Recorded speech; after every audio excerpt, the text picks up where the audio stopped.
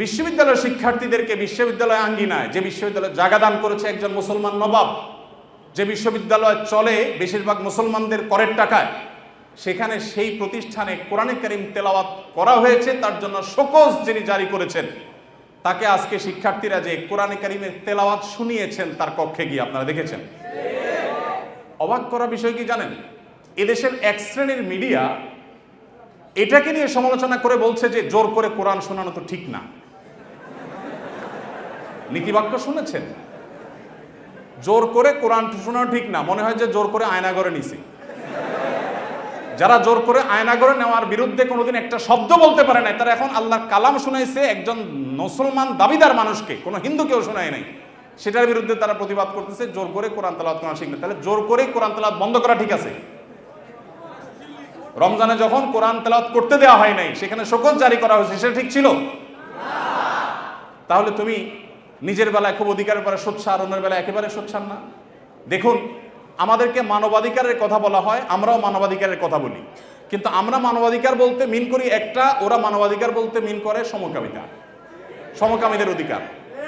আমরা বৈষম্য বিরোধী বলতে চাই সমাজে হিন্দুদের প্রতি কোনো বৈষম্য হবে না, খ্রিস্টানদের প্রতি কোনো বৈষম্য হবে না, নারীদের প্রতি কোনো বৈষম্য হবে না, কারোর প্রতি কোনো বৈষম্য হবে না, হুজুর শ্রেণীপতির বৈষম্য হবে না। দাঁড়িয়ে আছে তাহলে সে চাকরির জন্য অনুপযুক্ত বিবেচনা করা হবে, দায়ের কারণে এই বৈষম্য হবে না। টুপি আছে, হিজাব আছে, সেজন্য সে ভার্সিটিতে চান্স পাবে না বা তার প্রতি বৈষম্যমূলক আচরণ করা হবে, এগুলো থাকবে না। এদেশে মানুষ এই বৈষম্য দূর করতে চায়, আর ওরা আছে এদেশে সমকামীদের অধিকার প্রতিষ্ঠা করে তথাকথিত বৈষম্য দূর করার জন্য। আমাদের বৈষম্য বিরোধী চেতনা আর তাদের বৈষম্য বিরোধী চেতনা এক না। আমাদের বলতে এখানে আমি হুজুর শ্রেণীর কথা বলছি না, এদেশের সর্বস্তরের মানুষ যদি গণভোট নেওয়া হয়, সমকামিতাকে এদেশে অধিকার হিসেবে এই বিকৃত যৌনতা চর্চা করে আমেরিকাতে, পৃথিবীর উন্নত দেশগুলোতে যে পরিমাণ ধ্বংস ডেকে এনেছে, সেখানকার রাস্তা রাস্তা অভিভাবকরা নেমেছে প্রতিবাদ করবার জন্য। আপনার একটা ভিডিও, ভাইরাল একটা ভিডিও দেখেছেন, কোন একটা গণমাধ্যমের কোন একটা টকশো বা টেলিভিশনের কোন একটা প্রোগ্রামে বাবার সামনে তার ট্রান্সজেন্ডার একটা মেয়ে আসছে, দেখে ছেলে ছিল সে, সম্ভবত মেয়ে হয়ে গেছে, সে চিত্র দেখে বাবা যে হাওমা করে কেঁদেছেন, গোটা পৃথিবীর মানুষের বিবেকে আঘাত করেছে। এই বিকৃত যৌনাচারের যারা প্রবর্তক, যারা এর ধ্বজাধারী, এরা ওই বিকৃত জিনিসটাকে আমাদের দেশে প্রবেশ করাবার অপচেষ্টায় লিপ্ত আছে। এরা জানে না যে এই স্বপ্ন এই দেশের মানুষ আসলে কখনো বাস্তবায়ন হতে দিবে না। ভাইরা আমার, অতএব আমরা যারা দাওয়াতি কাজ করব, সময়ের এই চাহিদাগুলো বোঝার চেষ্টা আমাদেরকে করতে হবে। আমাদেরকে বিভিন্ন নাস্তিক্যবাদ, ধর্মহীনতার দিকে নিয়ে যাওয়া হচ্ছে, এমন এমন শব্দ দিয়ে, মানব ধর্মের কথা বলে মানুষ হিসাবে আমাদের পরিচয়কে বড় তুলতে হবে, ধর্মীয় পরিচয় বড় বিষয় না। এগুলো সবগুলো হলো নাস্তিকতার প্রথম ধাপ, যেগুলো শোনার পর আমাদের দেশে এক শ্রেণীর সাধারণ মুসলমানরা না বুঝে তারাও সেগুলোকে অ্যাপ্রিসিয়েট করে যে কত সুন্দর কথা, হিন্দু না, বৌদ্ধ না, মুসলমান না, আমার কাছে মানুষ হিসেবে অধিকার চান। আমরা সবাই খুব অ্যাপ্রিসিয়েট করি। দিন শেষে এটা যে নাস্তিক্যবাদের প্রতি আহ্বান, এটা যে তথাকথিত মানব ধর্মের সেই বস্তাপচা সস্তা আহ্বান, এটা আমরা অনেকে বুঝতে পারছি। এই জন্য ভাইরা, যারা দাওয়াতি ফিল্ডে কাজ করবেন, আল্লাহর পথে মানুষকে আহ্বান করবেন, বিচক্ষণতার সাথে এবং দূরদৃষ্টির সাথে এই কাজটা সম্পাদন করতে হবে। এই জন্যই তো প্রশিক্ষণের প্রয়োজন, এই জন্যই শেখার প্রয়োজন, এই জন্যই বোঝার প্রয়োজন। আল্লাহ তাআলা আমাদের সবাইকে সেই যোগ্যতা দান করুন।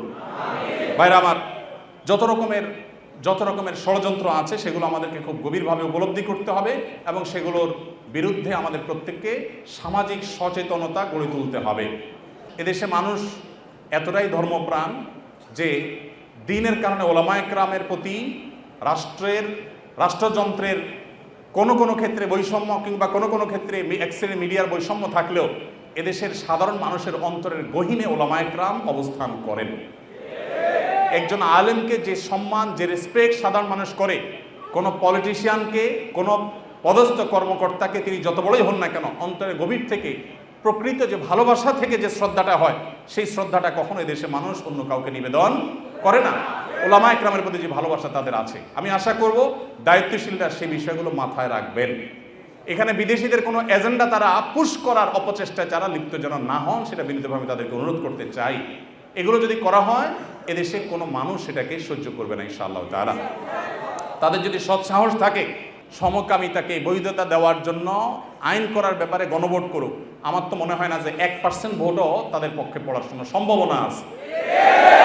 ভাইরা আমার, অতএব এই যে যারা আমাদেরকে মত প্রকাশের স্বাধীনতার কথা বলে এবং সবক শিখায়, তারাই যদি আমাদেরকে এমন জিনিস চাপায় দেয় যেটা এদেশের কোনো মানুষ বিশ্বাস করে না, তাহলে এর চাইতে বড় বাক স্বাধীনতা হরমার কি হতে পারে। বিধায় আমরা আশা করব যে যারা দাওয়াতি কাজ করেন তারা এই টোনগুলো বোঝার চেষ্টা করবেন যে আপনাকে বৈষম্য বলতে কি বোঝাচ্ছে, মানবাধিকার বলতে আপনাকে দিয়ে বলাচ্ছে কি, আর তার মতলবটা কি, এটা বোঝার চেষ্টা আমাদেরকে করতে হবে।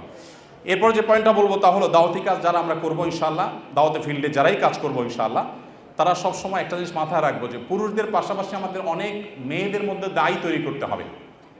আমাদের দেশে নারীদের মধ্যে দাওয়াতি কাজ করবার মতো সেরকম মহিলা দায়ী, উপযুক্ত দায়ী নাই।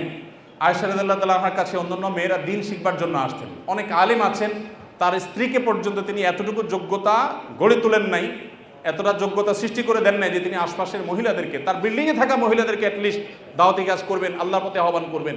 আমাদের মা বোনদের, বিশেষ করে এদেশে মা বোনদের দিনের প্রতি যে আগ্রহ, যদি আমরা আজকে উপযুক্ত মহিলা দায়ী সেরকম তৈরি করতে পারতাম, এবং অবশ্যই মহিলাদের দাওয়াতি কাজে শরীয়তের যে বাইন্ডিংসগুলো আছে, শারায়াতগুলো আছে, সেগুলো মেনটেন করে যদি করা যেত, এই সমাজের চেহারা পরিবর্তন হয়ে যেত। আমাদের আসুন্নাহ ফাউন্ডেশনে আমাদের মা বোনদের যে অংশগ্রহণ, মা বোনদের যে আগ্রহ ভালো ভালো কাজে, সেটা বেশ অনেকগুলো প্রজেক্টে আমরা দেখেছি পুরুষদের চাইতে অনেক বেশি। আমরা অনেকগুলো ইসলামী জ্ঞানের প্রতিযোগিতা আয়োজন করি, আপনারা জানেন, সেখানে হাজার হাজার মানুষ অংশগ্রহণ করেন। প্রত্যেকবার আমরা দেখি মেয়েরা সবসময় অংশগ্রহণকারীর সংখ্যায় সবচেয়ে এগিয়ে থাকে এবং ভালো ভালো পুরস্কারগুলো তারাই বেশিরভাগ ক্ষেত্রে জিতে।